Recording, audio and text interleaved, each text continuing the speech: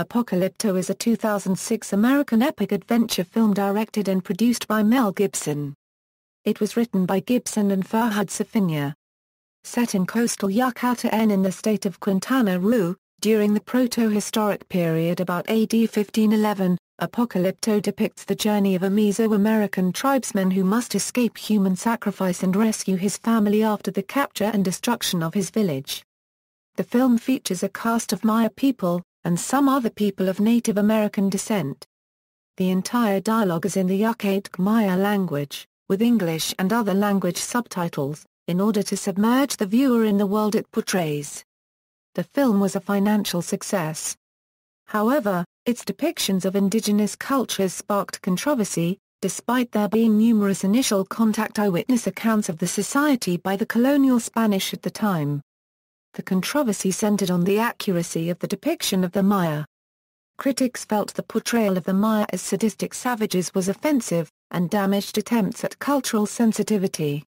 Other experts felt it portrayed the Maya more accurately and realistically, in the way it represented the civilization's decline, and the film's avoidance of questionable distinctions between peaceful Maya and brutal Mesoamerican civilizations as drawn by early researchers.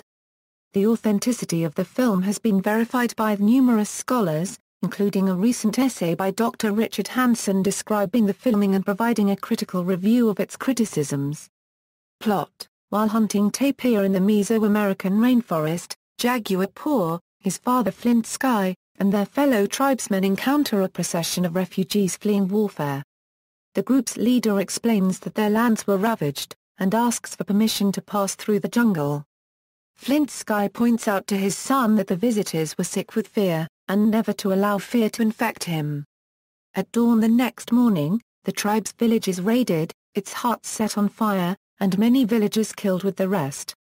Jaguar Paw's heavily pregnant wife Seven and their young son Turtles run, escape by hiding in a deep vertical cave, but are left trapped when Jaguar Paw is captured.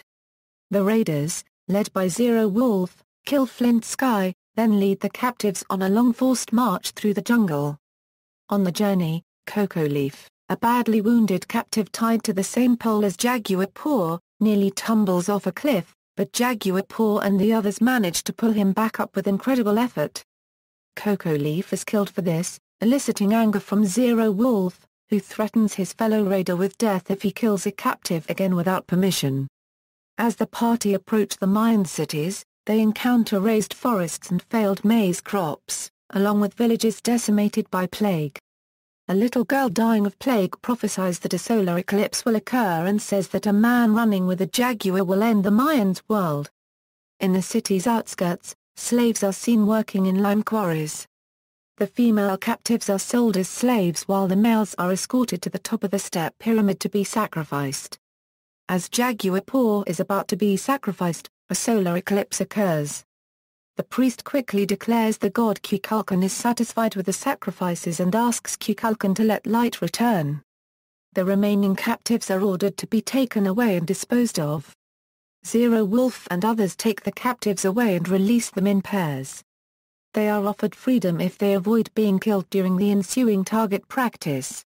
They are teased with the promise of freedom if they reach the end of the length of the court, while Zero Wolf's son, Cut Rock, is sent to the end of the court to finish any survivors. Jaguar Paw is shot in the waist, but kills Cut Rock as the latter approaches. Zero Wolf comforts his dying son by easing him into the next life, then sets off with his comrades to chase down and kill Jaguar Paw. Back in his native jungle, Jaguar Paw now has the advantage, although badly injured. His pursuers are gradually whittled down and killed by a black jaguar guarding her cubs, a cliff fall, and poison frog darts.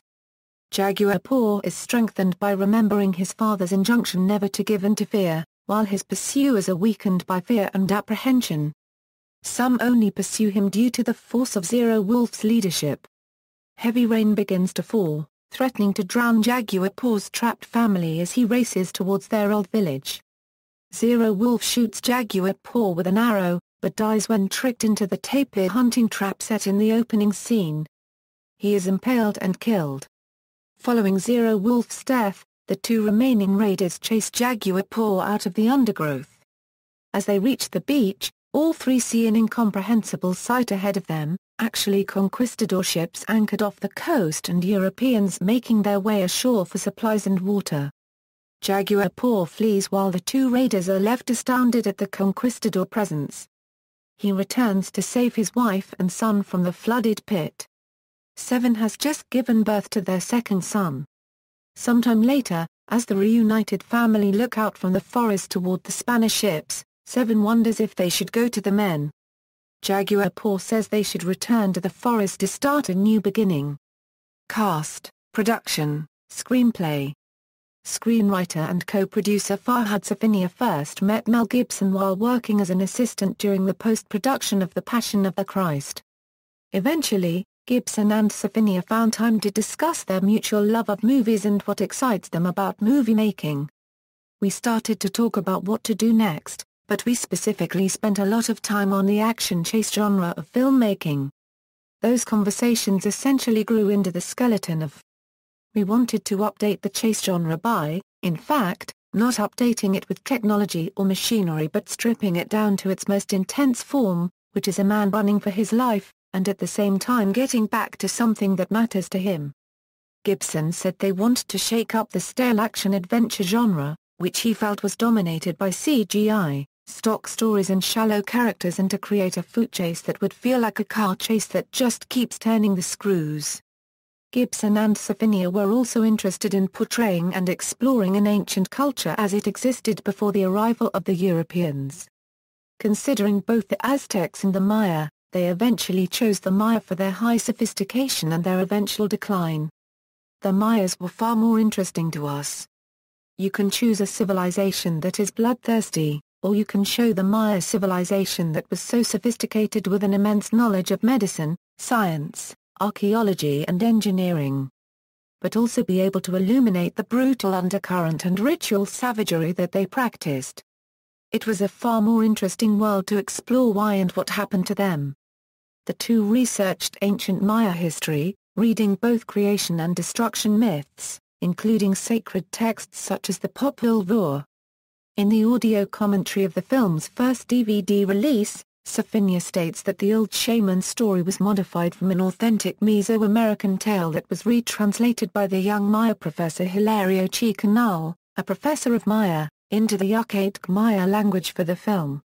He also served as a dialogue coach during production. As they researched a script, Safinia and Gibson traveled to Guatemala, Costa Rica and the Yucatán Peninsula to scout filming locations and visit Maya ruins.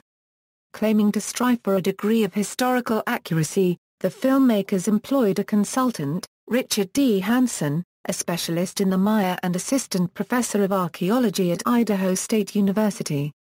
As director of the Mirador Basin Project, he works to preserve a large swathe of the Guatemalan rainforest and its Maya ruins. Gibson has said of Hansen's involvement, "Richard's enthusiasm for what he does is infectious.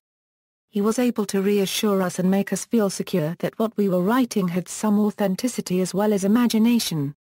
Other scholars of Mesoamerican history criticized the film for numerous inaccuracies. See further coverage on the film's questionable historical accuracy and representation of the Maya below under controversy. A minority of scholars have also risen to defend the film, claiming ignorance or political correctness as the primary motivator for the criticisms, though much of the criticism comes from Mayas themselves. A recent essay on the film and a critical commentary on the criticisms of the film is now published. C. Hansen, Richard D. 2012 Relativism, Revisionism, Aboriginalism and Emimetic Truth, The Case Study of Apocalypto. In the Ethics of Anthropology and Amerindian Research, edited by Richard J. Chacon and Ruben G. Mendoza, ppA 147/190. Springer Press, New York, Dordrecht, Heidelberg, London. Gibson decided that all the dialogue would be in the Yucatec Maya language. Gibson explains, "I think hearing a different language allows the audience to completely suspend their own reality and get drawn into the world of the film. And more importantly, this also puts the emphasis on the cinematic visuals, which are a kind of universal language of the heart." It was also appropriate considering that the story takes place in coastal Yucatán. Costumes and makeup. The production team consisted of a large group of makeup artists and costume designers who worked to recreate the Maya look for the large cast. Led by Aldo Signoretti, the makeup artists daily applied the required tattoos, scarification, and ear lobe extensions to all of the on-screen actors. According to advisor Richard D. Hansen, the choices in body makeup were based on both artistic license and fact. I spent hours and hours going through the pottery and the images looking for tattoos. The scarification and tattooing was all researched, the inlaid jade teeth are in there, the ear spools are in there. There is a little doohickey that comes down from the ear through the nose into the septum that was entirely their artistic innovation. An example of attention to detail is the left arm tattoo of 7, Jaguar Paw's wife, which is a horizontal band with 2 dots above the Mayan symbol for the number 7. Simon Atherton, an English armourer and weapon maker who worked with Gibson on Braveheart, was hired to research and provide reconstructions of Maya weapons. Atherton also has a cameo as the cross-bearing Franciscan friar who appears on a Spanish ship at the end of the film. Set design. Mel Gibson wanted Apocalypto to feature sets with buildings rather than relying on computer-generated images. Most of the step pyramids seen at the Maya city were models designed by Thomas E. Sanders. Sanders explained his approach: "We wanted to set up the Mayan world, but we were not trying to do a documentary. Visually, we wanted to go for what would have the most impact. Just as on Braveheart, you are treading the line of history and cinematography. Our job is to do a beautiful movie." However, while many of the architectural details of Maya cities are correct, they are blended from different locations and eras, a decision Farhad Safinia said was made for aesthetic reasons. While Apocalypto is set during the terminal post-classic period of Maya civilization, the central pyramid of the film comes from the classic period, which ended in AD 900, such as those found in the post-classic sites of Muil, Coba, and others in Quintana Roo, Mexico, where later cities are built around earlier pyramids. The temples are in the shape of those of Tikal in the central lowlands classic style but decorated with the puke-style elements of the northwest Yucatán centuries later. Richard D. Hansen comments, "There was nothing in the post-classic period that would match the size and majesty of that pyramid in the film." But Gibson was trying to depict opulence, wealth, consumption of resources.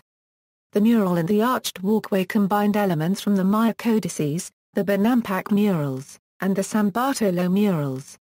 Filming: Gibson filmed Apocalypto mainly in Catamarca, San Andrés Copyrights Tuxtla and Paso de Avjas in the Mexican state of Veracruz. The waterfall scene was filmed at Huapantla Falls, located in San Andrés Copyrights Tuxtla. Other filming by second unit crews took place in El Pita Copyright N, Guatemala. The film was originally slated for an August 4, 2006, release, but Touchstone Pictures delayed the release date to December 8, 2006, due to heavy rains and 2 hurricanes interfering with filming in Mexico. Principal photography ended in July 2006. Apocalypto was shot on high-definition digital video, using the Panavision Genesis camera. During filming, Gibson and cinematographer Dean Semner employed the use of SpiderCam, a suspended camera system allowing shooting from atop. This equipment was used in a scene in which Jaguar Paw leaps off a waterfall. We had a SpiderCam shot from the top of the 150-foot waterfall, looking over an actor's shoulder and then plunging over the edge literally in the waterfall. I thought we'd be doing it on film, but we put the Genesis camera up there in a lightweight water housing. The temperatures were beyond 100 degrees at the top, and about 60 degrees at the bottom, with the water and the mist. We shot 2 50-minute tapes without any problems though we did get water in there once and fogged up. A number of animals are featured in Apocalypto, including a Baird's tapir and a black jaguar. Animatronics or puppets were employed for the scenes injurious to animals. Soundtrack. The soundtrack to Apocalypto was composed by James Horner in his third collaboration with director Mel Gibson.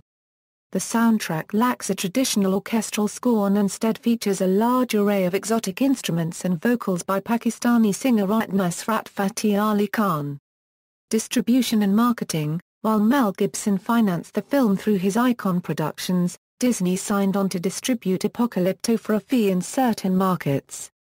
The publicity for the film started with a December 2005 teaser trailer that was filmed before the start of principal photography and before Rudy Youngblood was cast as Jaguar Paw.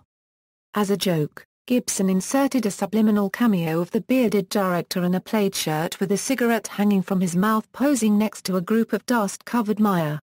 A clean-shaven Gibson also filmed a Mayan language segment for the introduction of the 2006 Academy Awards in which he declined to host the ceremony. On September 23, 2006, Gibson pre-screened the unfinished film to two predominantly Native American audiences in the U.S. state of Oklahoma, at the Riverwind Casino in Goldsby, owned by the Chickasaw Nation, and at Cameron University in Lawton.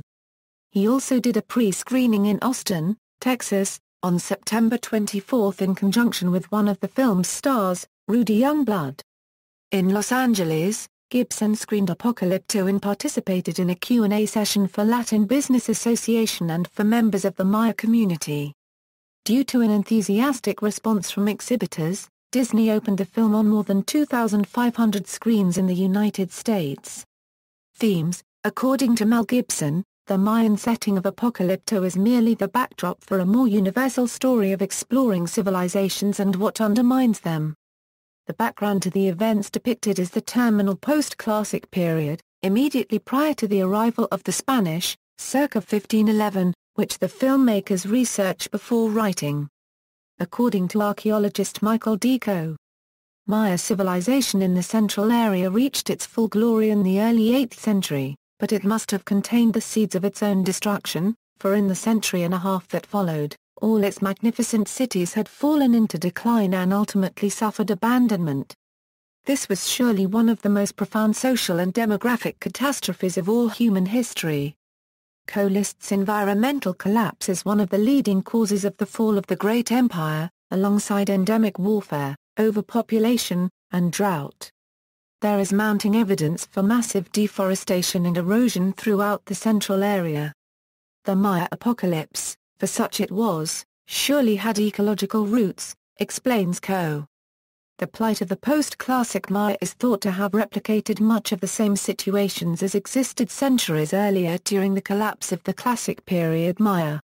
The corrosive forces of corruption are illustrated in specific scenes throughout the film. Excessive consumption can be seen in the extravagant lifestyle of the upper-class Maya, their vast wealth contrasted with the sickly, the extremely poor, and the enslaved. Environmental degradation is portrayed both in the exploitation of natural resources, such as the overmining and farming of the land, but also through the treatment of people, families and entire tribes as resources to be harvested and sold into slavery. Political corruption is seen in the leaders' manipulation, the human sacrifice on a large scale, and the slave trade. The film shows slaves being forced to create the lime stucco cement that covered the temples, an act that some historians consider a major factor in the Maya decline. One calculation estimates that it would take 5 tons of jungle forestry to make 1 ton of quicklime. Historical consultant Richard D. Hansen explains, "I found one pyramid in El Mirador that would have required nearly 650 hectares of every single available tree just to cover one building with lime stucco." Epic construction was happening, creating devastation on a huge scale. The filmmakers intended this depiction of the Maya collapse to have relevance for contemporary society. The problems faced by the Maya are extraordinarily similar to those faced today by our own civilization, co-writer Safinia stated during production, especially when it comes to widespread environmental degradation, excessive consumption and political corruption. Gibson has stated that the film is an attempt at illustrating the parallels between a great fallen empire of the past and the great empires of today, saying people think that modern man is so enlightened, but we're susceptible to the same forces and we are also capable of the same heroism and transcendence. The film serves as a cultural critique in Hansen's words, a social statement sending the message that it is never a mistake to question our own assumptions about morality. The main purpose of the movie has a lot to do with a quote from Will Durant at the very beginning of the movie: "A great civilization is not conquered from without until it has destroyed itself from within. the fighting between tribes, and the arrival of the conquistadors aboard the ships at the end of the movie. However, Gibson has also stated that he wanted the film to be hopeful rather than entirely negative. Gibson has defined the title as a new beginning or an unveiling, a revelation. He says everything has a beginning and an end, and all civilizations have operated like that. The Greek word is in fact a verb meaning I uncover, disclose, or reveal. Gibson has also said a theme of the film is the exploration of primal fears. Reception. Critical response. The film was released in the United States on December 8, 2006, to generally positive reviews from film critics, and holds a 66% rating on the aggregate review site Rotten Tomatoes, based on 195 reviews. The site's consensus reads Apocalypto is a brilliantly filmed, if mercilessly bloody, examination of a once great civilization. Richard Roper and guest critic Escher Tyler on the television show Bert and Roper gave it 2 thumbs up rating. Michael Medved gave Apocalypto 4 stars, calling the film an adrenaline-drenched chase movie, and a visceral visual experience. The film was released less than 6 months after Gibson's 2006 DUI incident, where the director made anti-Semitic comments to police after being stopped on suspicion of drunk driving. The incident garnered Gibson much negative publicity and magnified concerns some had over alleged anti-Semitism in his previous film, The Passion of the Christ. Several key film critics alluded to the incident in their reviews of Apocalypto. In his positive review, the New York Times' A.O. Scott commented, "Say what you will about him about his problem with booze or his problem with Jews he is a serious filmmaker." The Boston Globe review came to a similar conclusion, noting that Gibson may be a lunatic, but he's our lunatic, and while I wouldn't wish him behind the wheel of a car after happy hour or at a B'nai B'rith function anytime, behind a camera is another matter. In a negative review, Salon.com noted people are curious about this movie because of what might be called extra-textual reasons, because its director is an erratic and charismatic Hollywood figure who would have totally marginalized himself by now if he didn't possess a crude gift for crafting violent pop entertainment. Apocalypto gained some passionate champions in the Hollywood community. Actor Robert Duvall called it maybe the best movie I've seen in 25 years. Director Quentin Tarantino said, "I think it's a masterpiece. It was perhaps the best film of that year. I think it was the best artistic film of that year." Actor Edward James Olmos said, "I was totally caught off guard. It's arguably the best movie I've seen in years. I was blown away." In 2013, director Spike Lee put the film on his list of all-time essential films. Box office, the film registered a wider number of viewers than Perfume and Rocky Balboa. It even displaced memorable Mexican premieres such as Titanic and Poseidon. According to polls performed by the newspaper Reformer, 80% of polled Mexicans labeled the film as very good, or good. Awards. For his role as producer and director of the film, Mel Gibson was given the Trustee Award by the First Americans in the Arts Organization. Gibson was also awarded the Latino Business Association's Chairman's Visionary Award for his work on Apocalypto on November 2, 2006, at the Beverly Hilton Hotel in Los Angeles, California. At the ceremony, Gibson said that the film was a badge of honor for the Latino community. Gibson also stated that Apocalypto would help dismiss the notion that history only began with Europeans.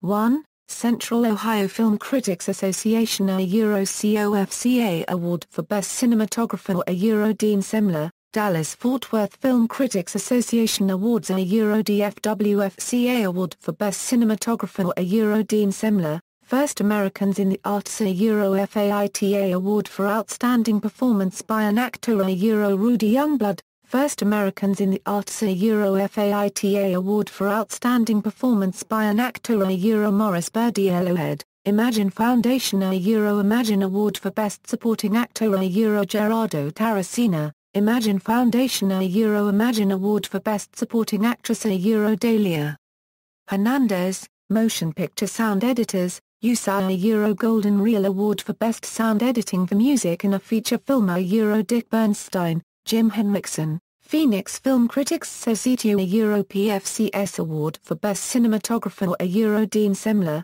nominated, Academy Awards, USAI a Euro Oscar for Best Macupa a Euro Aldo Signoretti, Vittorio Sedano, Academy Awards, USAI a Euro Oscar for Best Sound Editing a Euro Sean McCormack, Kami Asghar, Academy Awards, USAI a Euro Oscar for Best Sound Mixing a Euro Kevin O'Connell, Greg P. Russell, Fernando Camara, Academy of Science Fiction, Fantasy and Horror Films, USAI a Euro Saturn Award for Best Direction a Euro Mel Gibson, Academy of Science Fiction, Fantasy and Horror Films, USAI a Euro Saturn Award for Best International Film, American Society of Cinematographers, USAI a Euro ASC Award for Outstanding Achievement in Cinematography and Theatrical Relia Caesar a Euro Dean Semler, BAFTA Awards a Euro BAFTA Film Award for Best Film Not in the English Language a Euro Mel Gibson, Bruce Davey,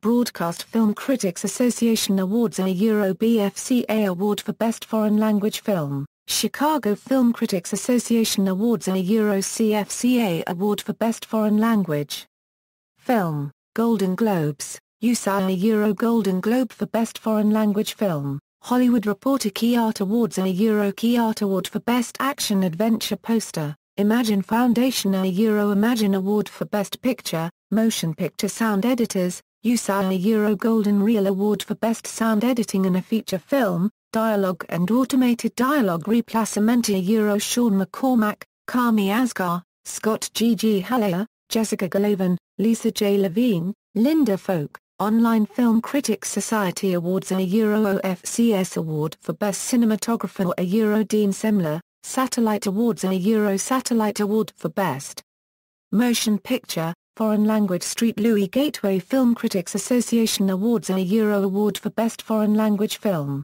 Controversy, Representation of the Maya. William Booth of The Washington Post wrote that the film depicts the Maya as a super-cruel, psycho-sadistic society on the skids, a ghoulascape engaged in widespread slavery, reckless sewage treatment and bad rave dancing, with a real lust for human blood.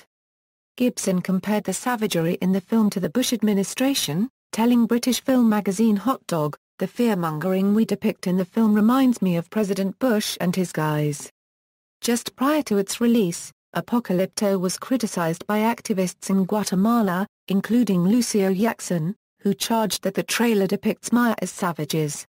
In her review of the film, anthropologist Tracy Ardren wrote that Apocalypto was biased because no mention is made of the achievements in science and art, the profound spirituality and connection to agricultural cycles, or the engineering feats of Maya cities. Apocalypto also sparked a strong condemnation from art history professor Julia Guernsey, a Mesoamerican specialist, who said, "I think it's despicable. It's offensive to Maya people. It's offensive to those of us who try to teach cultural sensitivity and alternative worldviews that might not match our own 21st century Western ones but are nonetheless valid. I think Mel Gibson is the worst thing that's happened to indigenous populations since the arrival of the Spanish. I say that in jest, but what is scary is that people will leave the movie thinking that because the characters were speaking Mayan there is an air of authenticity." Other writers felt that Gibson's film was more accurate about the Maya, since it depicts the era of decline and division that followed the civilization's peak, collapse, resettlement, and proto-historic societal conditions. One Mexican reporter, Juan Ipadines, wrote that this historical interpretation bears some resemblances with reality. Mel Gibson's characters are more similar to the Mayas of the Bonampak murals than the ones that appear in the Mexican school textbooks.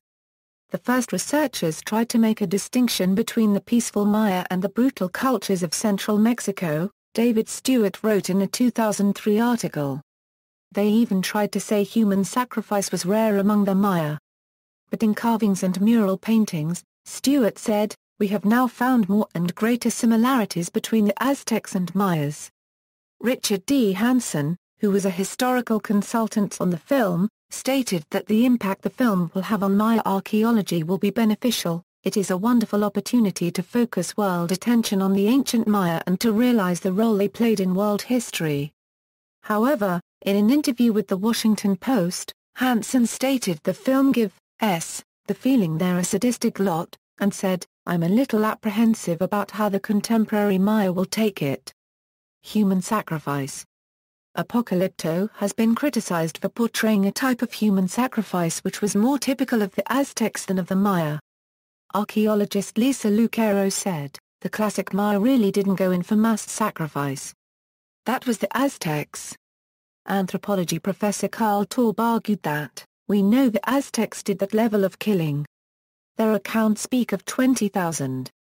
According to the film's technical advisor, the film was meant to describe the post-classic period of the Maya when fiercer influences like the Toltecs and Aztecs arrived.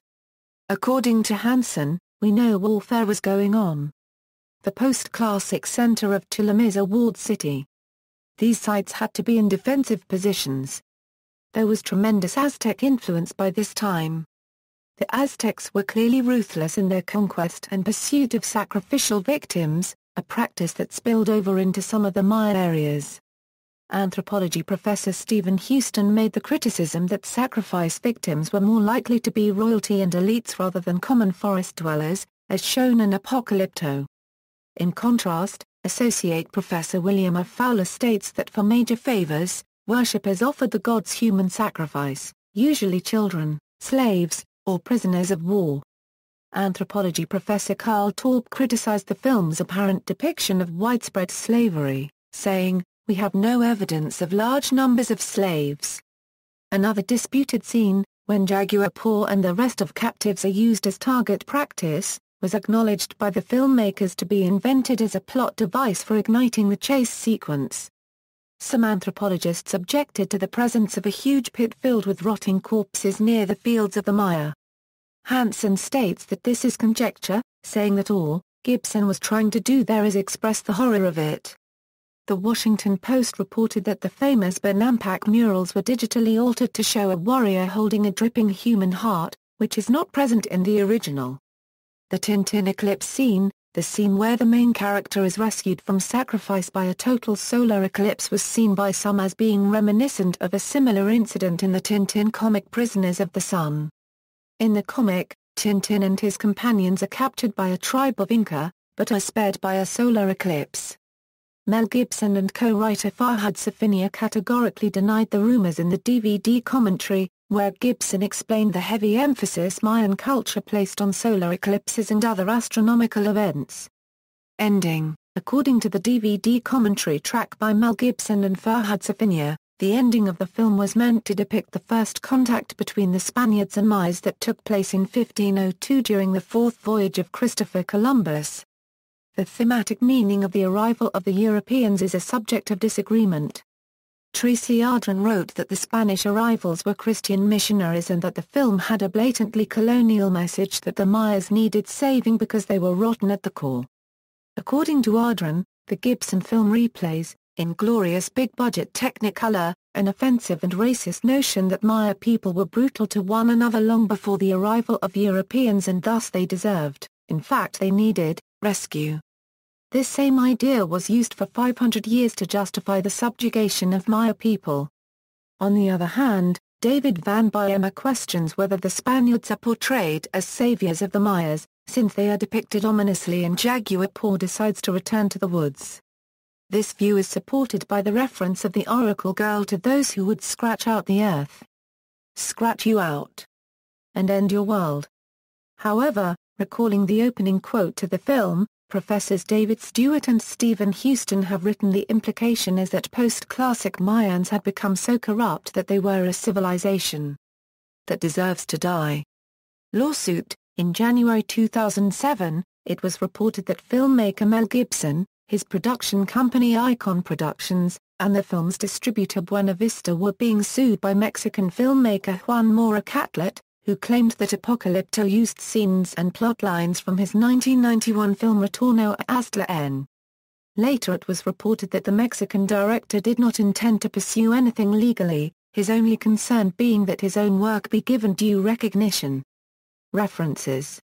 External links, official website, Apocalypto at the Internet Movie Database, Apocalypto at AllMovie, Apocalypto at Rotten Tomatoes, Apocalypto at Metacritic, Apocalypto at Box Office Mojo.